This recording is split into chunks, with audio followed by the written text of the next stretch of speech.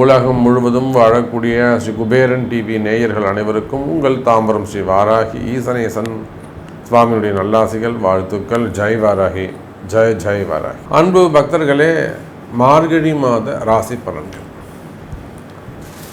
பொதுவாக இந்த பிரபஞ்சம் அன்னை வாராகியின் வசமானது. அடியனுடைய உபாசனை தேவதை, என்னுடைய உபாசனை தேவதை அன்னை வாராகி அம்பாளுடைய அனுகிரகத்தோடு இந்த மார்கழி மாத ராசி பலனை தொடங்குகின்றேன். பிரபஞ்சம் வாராகியின் வசமானது. நாம் பார்க்க இருக்கின்ற தலைப்பு மார்கழி மாத ராசி பலன்கள். எத்தனை மாதங்கள் இருந்தாலும் அந்த எல்லாருமே வாழ்க்கையில் பெரியவங்களாம் என்ன சொல்லுவாங்க, கொஞ்சமாவது புண்ணியம் பண்ணுறா, கொஞ்சமாவது புண்ணியம் பண்ணு, வெறும் பாவத்தையே பண்ணாத, ஆனால் நீ கொஞ்சமாவது ஏதேனும் ஒரு தான தர்மம் கொஞ்சம் புண்ணியத்தை சேர்த்துக்கோ, அது உன்னை காப்பாற்றும் அப்படின்னு வாழ்க்கையை வாழக்கூடிய வழிமுறையை நம்ம பெரியவங்க முன்னோர்கள் வீட்டில் இருக்கக்கூடிய தாத்தா பாட்டி அவங்களால நம்ம சொல்லிக் கொடுப்பாங்க. அப்போ சாதாரண மனித வாழ்க்கைக்கே ஒரு புண்ணியம் செய்ய வேண்டும் என்று சொன்னால், அதே போல் இது எல்லா இடத்திலும் இருக்குது. மாதத்தில் மிக ஒரு புண்ணியமான மாதம்னா அது மார்கழி மாதம். அப்போ மற்ற மாதங்கள்லாம் பாவத்தை செய்யக்கூடியதா சாமின்னு கேட்டால் அப்படி கிடையாது. இப்போ புரட்டாசி மாதம் ரொம்ப உயர்ந்ததாச்சு, அதுவும் கொஞ்சம் நல்ல மாதம் தானே, அது பித்ருக்களுக்கு உடையது, அது இன்னும் வசதியானது. ஆனால் இந்த மார்கழி மாதம் என்பது தெய்வ வழிபாட்டுக்கு உரியது, புண்ணியமான மாதம். சார், ஒரு ஜாதகர் நம்மக்கிட்ட வரார், ஒரு நல்ல குடும்பத்தை சேர்ந்தவங்க, ஒரு உயர்ந்த குடும்பத்தை சேர்ந்தவங்க நம்மக்கிட்ட வராங்க, ஒரு கஷ்டத்தை சொல்கிறாங்க, அவங்களுடைய துன்பத்தை சொல்கிறார்கள், தற்சமயம் வாழக்கூடிய வாழ்க்கை சூழ்நிலையை சொல்கிறாங்க. ஜாதகம் பார்க்குறோம், நம்ம என்ன சொல்லுவோம், சார் இந்த பிரம்ம முகூர்த்தத்தில் ஒரு பூஜை பண்ணுங்க, ஹோமம் பண்ணுங்க, அல்லது இந்த ஆலயம் சென்று வாருங்கள், இங்கே போய் தீபம் போடுங்க, இல்லை இங்கே உட்காந்து போய் அழுதுட்டு வாங்க. இப்போ பரிகாரம் சொல்லி கொடுக்குறோம். அந்த பரிகாரம் எதை சார்ந்ததுன்னா ஆலயத்தை சார்ந்தது. அந்த ஆலய வழிபாட்டிற்கு மகுடம் சூட்டுகின்ற ஒரு மாதம் இந்த மார்கழி மாதம். ஸோ இந்த மார்கழி மாத ராசி பலனை உங்களுக்கு சொல்வதிலே எனக்கு மிகப்பெரிய பாக்கியமாக நான் கருதுகிறேன். இந்த மார்கழி மாதத்தில் பார்த்தீங்கன்னாக்கா முக்கியமான ஒரு ஃபங்க்ஷன் எதுன்னு கேட்டிங்கன்னா வைகுண்ட ஏகாதசி. அற்புதமான நாள். ஜனவரி மாதம் இந்த மார்கழி கடைசியில் வருது, 28 தேதிக்கிட்ட வருது வைகுண்ட ஏகாதசி. அந்த வைகுண்ட ஏகாதசி அன்னைக்கு சொர்க்கவாசல் திறக்கப்படுகிறது. மிகப்பெரிய பாவத்தை செய்தவர்கள் கூட பெருமாளுடைய பெரும் கருணையினாலே, மகாவிஷ்ணுடைய பெரும் கருணையினாலே, கிருஷ்ண பரமாத்மா ராமர் அவனுடைய பெரும் அனுகிரகத்தோடு பாவத்தை செய்தவர்கள் கூட ரட்சிக்கப்பட்டு சொர்க்கத்துக்கு அனுப்பப்படுகிறார்கள் அப்படின்னு ஒரு மிகப்பெரிய தத்துவத்தை வைகுண்ட ஏகாதசி இந்த மார்கழி மாதம் வருது. அதே போல் ஆடல் அரச பெருமான் என்று சொல்லக்கூடிய நர்த்தனம் ஆடக்கூடிய அம்பலவான பெருமானுக்கு ஆருத்ரா தரிசனம், அதுவும் மார்கழி கடைசி 29 தேதிக்கிட்ட வருது. ஆருத்ரா தரிசனம் அது அற்புதமான புண்ணியம். அதே போல் ஹனுமன் ஜெயந்தி அமாவாசை அன்றைய தினம் வருகிறது ஹனுமன் ஜெயந்தி. அப்போ பேர் தான் மார்கழி மாதமே தவிர முழுக்க முழுக்க முழுக்க தெய்வ வழிபாட்டினாலே மனித உயிர்கள் படுகின்ற துன்பத்திலிருந்தும் அந்த கர்மாக்களிலிருந்தும் ஓய்வு பெறுவதற்காக நம்முடைய ஜோதிட சாஸ்திரம், வானிலை சாஸ்திரம் வகுத்து கொடுத்த ஒரு அற்புதமான மாதம் இந்த மார்கழி மாதம். அதில் பார்த்தீங்கன்னாக்கா இந்த 16ஆம் தேதி முதல் மார்கழி 1ஆம் தேதியிலிருந்து மார்கழி 11ஆம் தேதி வரலும் கிரகமாலிகா யோகம் அப்படின்னு ஒன்று நடக்குது. மார்கழி 1லேருந்து மார்கழி 11 வரலும் கிரகமாலிகா யோகம். என்ன சாமி கிரகமாலிகா யோகம்னா, வரிசையாக கிரகங்கள் அமைந்திருப்பது. துலாம் விருச்சிக ராசியிலிருந்து மீன ராசி வரை 5 பாவகட்டங்களிலும் மாலை கோர்த்தார் போல அற்புதமாக அந்த கிரக அமைப்புகள்லாம் அமைந்திருக்கு.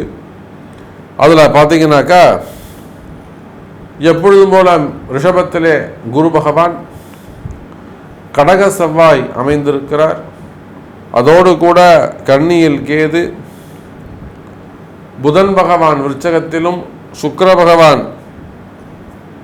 மகரத்திலும், சூரியன் தனுசு ராசியிலும், சனி கும்பம், மீனத்திலே ராகு.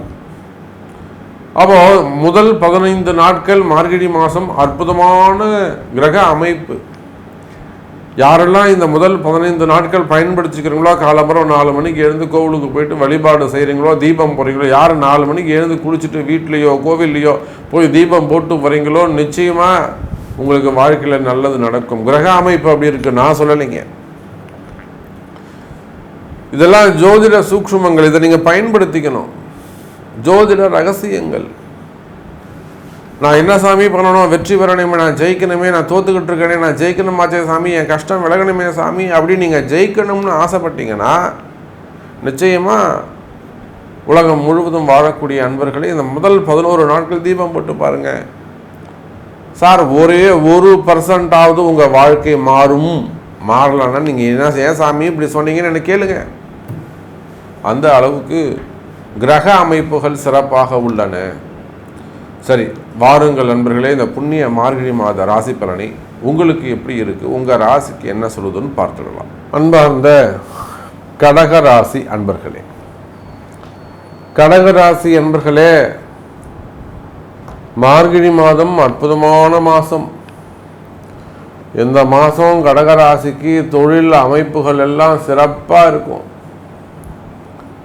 இப்போ தான் ஒரு அரை மணி நேரம் முன்பாக, ஷூட்டிங்க்கு முன்பாக கூட சினிமா துறையை சார்ந்த பிரபலமான ஒரு டைரக்டர், கடகராசி, மிகப்பெரிய வெற்றிகளை எல்லாம் கொடுத்தவர். அடுத்து அவருக்கு சட்ட சிக்கல்கள்.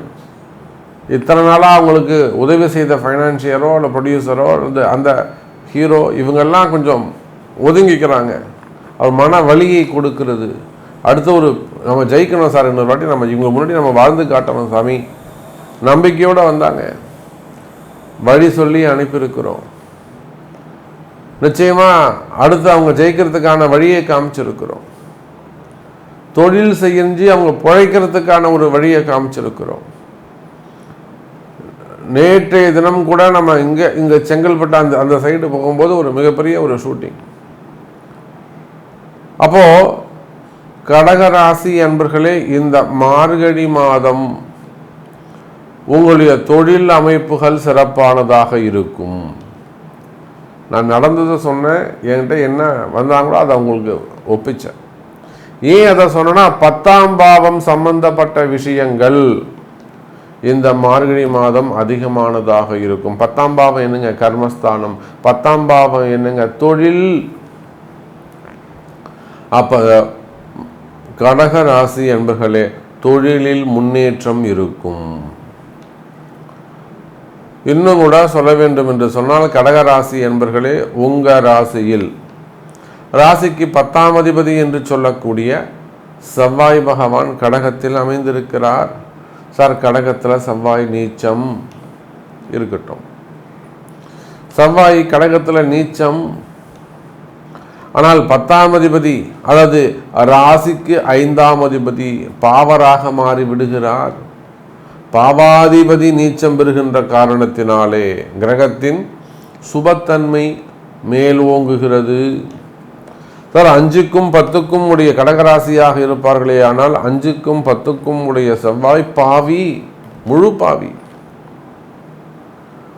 அந்த செவ்வாய் அந்த கடகராசியில் நீச்சம் பெறுகின்ற பொழுது, 10ஆம் அதிபதி ஒரு பாவர் நீச்சம் அடைகின்ற பொழுது அந்த பாவத்தன்மை குறைந்து சுபத்துவம் அல்லது புண்ணியம் அதிகரிக்கிறது. அதோடு மட்டுமல்ல, குருக்கு 3-11 இருக்காரு. இந்த பக்கம் சூரியனுக்கும் சுக்கிரனுக்கும் தொடர்பு ஏற்படுகிறது. செவ்வாய்க்கு தொடர்பு ஏற்படுகிறது, சமசப்தமாக பார்வை அங்கே விழுகிறது. அப்போ கடக ராசி என்பர்களே, நீங்கள் தொழிலில் கஷ்டப்படக்கூடியவரா? நீங்கள் செய்கிற தொழில் உங்களுக்கு சரியில்லையா, சரியா போலையா? தொழில் நல்ல தொழில் சாமி, இதை வச்சுத்தான் நான் இத்தனை நாளாக எல்லாத்தையும் நான் காப்பாற்றுறேன், குடும்பத்தை காப்பாற்றினேன், என்னை காப்பாற்றிக்கிட்டேன், சொத்துக்கள்லாம் வாங்கி போட்டேன், எல்லாமே இந்த தொழில் தான் எனக்கு கொடுத்தது, என்னுடைய அடையாளம் என்னுடைய தொழில் தான். என் பேர் கிருஷ்ணசாமின்னு சொன்னால் யாருக்கும் தெரியாதுங்க, அந்த கடை ஓனர் இருக்காருங்க அப்படின்னு சொன்னால் தான் தெரியும். அந்த நகை கடைக்காரர் இருக்கார், அந்த ஜவுளி கடைக்காரர் இருக்கார், அந்த கம்பெனி ஓனர் இருக்கார், அந்த ஹவுஸ் ஓனர் இருக்கார், இப்படி சொன்னாதாங்க தெரியும். அப்போது கடகராசி என்பவர்களே, தொழில் அமைப்புகள் எல்லாம் சமீப காலமாக சரியில்லையா? இந்த மாதம் உங்களுக்கு அற்புதமாக இருக்கும், அமையும். சார், உங்களை தொழிலை எத்தனை பேர் காலவாரி விட்டிருந்தாலும் கவுத்திருந்தாலும், அல்லது எல்லாரும் உங்களுக்கு சப்போர்ட் பண்ண செஞ்சும் உங்களால் முன்னுக்கு வர முடியலையா? என்னை யாரும் கால் வரலை, என்னை யாரும் கால் இழுத்து விடலை, எனக்கு யாரும் அகைன்ஸ்டாக இல்லை, மாறாக எனக்கு எல்லாரும் சப்போர்ட் பண்ணுறாங்க. ஆனால் அப்படி இருந்தும் என்னால் முன்னுக்கு வர முடியல சாமி. இது கடகராசி. அவங்க சப்போர்ட் பண்ணுறாங்க, கண்ணுக்கு தெரியாதவங்களாம் சப்போர்ட் பண்ணுறான். நல்லா இருக்கட்டும் சார், நல்லா இருக்கட்டும் சார், நல்லா வருவீங்க சார், நீங்கள் சார் ரொம்ப உழைப்பாளி சார், நல்லா ஜெயிக்கட்டும் சார். அவர் எல்லாரும் நல்லது நினைக்கிறாங்க, எல்லாரும் வாழ்த்துறாங்க, எல்லாரும் சப்போர்ட் பண்ணுறாங்க. ஆனால் நான் தொழிலில் ஜெயிக்க முடியல. அந்த மாதிரி இருக்கா? இதே தான் ஜாப், இதே தான் ஃபேமிலி. அப்போ எல்லா எதிரிகள் இருந்து தோற்பது என்பது வேறு, எல்லாருடைய சப்போர்ட்டும் இருந்து ஜெயிக்க முடியாத இடத்தில் இருக்கக்கூடிய கடகராசி நேயர்களே, இதெல்லாம் கர்ம வினைகள். இதுதான் சொன்னேன், 5-10 கூடிய செவ்வாய் கடகத்தில் இருக்காருன்னு சொன்னேன். அப்போ இதெல்லாம் தான் அங்கே காரகத்துவம், இதெல்லாம் தான் அங்கே காரணமாக அமைகிறது கடகராசி என்பர்களே. அப்போ இந்த மார்கழி மாதம் என்ன நடக்க போகுது அப்படின்னு பார்த்தீங்கன்னா, மார்கழியை பொறுத்த வரையிலே கடகராசிக்கு சிறப்பான ஒரு ஜீவனம் செய்வதற்கு, தொழில் செய்வதற்கு, வருமானம் செய்வதற்கு, வருமானம் 10 சம்பாதிக்கிறதுக்கான கால நேரமாக அமைகிறது. அற்புதமான கால நேரம். உத்தியோகம் சிறப்பானதாக இருக்கும், தொழில் அமைப்புகள் சிறப்பானதாக இருக்கும், தொழிலில் நல்ல முன்னேற்றங்கள் இருக்கும், வருமானங்கள் அதிகரிக்கும், குறிப்பாக புதிய வருமானம் இருக்கும். எத்தனையோ தொழில் அப்படியே முடங்கி போயிருக்கு, ஒன்றுமே இல்லாமல் ஜீரோவாக இருக்குது. அதெல்லாம் தட்டி தூசி தட்டி எழுப்புற மாதிரி நம்ம பூஸ்டப் பண்ணி எழுப்பணும். அப்போ அதை போல் தொழில் முடக்கமா, குடும்பம் முடக்கமாக இருக்கா, அல்லது வேலை வாய்ப்புகள் முடக்கமாக இருக்கா? அப்போ அந்த தொழில் அமைப்புகள், உத்தியோகம், வேலை வாய்ப்பு, இதை முடக்கு நீங்கி வாழ்க்கையில் ஒரு புதிய உத்தியோகம் கிடைக்கக்கூடிய மாதமாக இந்த மார்கழி மாதம் அமைகிறது. கவலை வேண்டாம் கடகராசி என்பர்களே. மீடியா துறையில் ஒர்க் பண்ணக்கூடியவங்க, பத்திரிகை துறையில் ஒர்க் பண்ணக்கூடியவங்க, ஆன்மீகத்தில் இருக்கக்கூடியவங்க, அரசியலில் ஈடுபட்டு இருக்கக்கூடியவங்க, அதே போல் அரசு அதிகாரிகள் அல்லது பிரைவேட் ஜாபில் நல்ல உயர்ந்த பதவியெல்லாம் ஒரு ஹையர் ரேங்கில் இருக்கக்கூடியவங்க, இவங்க எல்லாருக்குமே கடகராசியாக இருப்பார்களே. ஆனால் வருமானம் சம்பந்தப்பட்ட பிரச்சனைகள், தொழில் சம்பந்தப்பட்ட பிரச்சனைகள், வேலை வாய்ப்பு சம்பந்தப்பட்ட பிரச்சனைகள் தீரும். ஜாப் ரிலேட்டடாக ஏதாவது ப்ராப்ளம் இருக்கா? வேலை செய்கிற இடத்துல ஏதேனும் பிரச்சனைகள் இருக்கா? நிச்சயமாக அதெல்லாம் சரியாகும். கவலை வேண்டாம் கடகராசி அன்பர்களே. நீங்கள் எந்த தொழில் செய்பவராக இருந்தாலும் சரிதான், எந்த நாடுகளில் இருந்தாலும் சரிதான், உள்நாடோ வெளிநாடோ, பூமி சம்பந்தப்பட்ட பிரச்சனைகள் இருக்குன்னு அர்த்தம். ஒருத்தருக்கு தொழில் நல்லா நடந்துக்கிட்டே இருக்குது, திடீர்னு தொழில் கட்டுப்படுது, மங்குதுன்னா இத்தனை நாள் உங்களை வாழ வச்ச அந்த பூமிக்கு ஏதோ ஒரு பிரச்சனை, பூமி இடதோஷத்தை நீங்கள் கவனிக்கணும்னு அர்த்தம். அதை விட்டு நீங்கள் கணபதி ஹோமம் பண்ண, நாகூர் பண்ணால் பிரச்சனைக்கு அது தீர்வே இல்லை. பூமி தோஷம் சார், இடதோஷம் சார், செய்வினை கோளாறுங்க சார். அப்போ இதை போல் உங்களை எடுத்து சொல்லுவதற்கு ஒரு நல்ல குருமார்கள் வேண்டும். உங்களுக்கு சரியான வழி காட்டுவதற்கு நல்ல குருமார்கள் வேண்டும். அவங்க இடத்துல உங்களுக்கு நல்ல குரு அமையணும், அதான் முக்கியம். பணங்காசு செலவு பண்ணி பிரயோஜனம் இல்லை. தீர்க்கமாக இப்படித்தான் உங்களுக்கு இருக்கும், இதை நீங்கள் செய்யுங்க, இதை செஞ்சால் நீங்கள் முன்னுக்கு வரலான்னு தடையை விலக்கி ஒளியை காட்டக்கூடிய குருமார்கள் உங்களுக்கு அமையணும். நிச்சயமாக கடக ராசி அன்பர்களே, உங்களுக்கு நல்ல குருமார்கள் அமைவார்கள். உங்களுக்கு நல் வழி பிறக்கும், நல்லது நடக்க போகுது. நீங்கள் யாராக இருந்தாலும் சரி, ஆணோ பெண்ணோ, யார் குடும்ப பெண்களோ கன்னியா பசங்களோ, எந்த நிலையில் நீங்கள் இருந்தாலும் கடகராசிக்கு நல்லது நடக்க போகுது, உங்களுக்கு நல்ல குரு கிடைப்பார் என்பதை சொல்லிக்கொண்டு, அவர் மூலமாக உங்களுக்கு நன்மையும் நடக்கும் என்பதை சொல்லிக்கொண்டு, உங்களுடைய கேள்விகளை உங்களுடைய பிறப்பு ஜாதகத்தை கொண்டு தொடர்பு கொள்ளுங்கள் என்பதையும் தெரிவித்துக்கொண்டு, மீண்டும் வேறொரு அற்புதமான பதிவில் உங்களை சந்திக்கிறேன். நன்றி, நமச்சிவாயம். ஜெய் வராகி, ஜெய் ஜெய் வராகி. ஸ்ரீ குபேரன் டிவியை பார்த்தமைக்கு நன்றிகள். மேலும் இது போன்ற தகவல்களை தெரிந்து கொள்ள ஸ்ரீ குபேரன் டிவியை சப்ஸ்கிரைப் செய்யுங்கள். மறக்காமல் பெல் ஐக்கானை கிளிக் செய்யுங்கள்.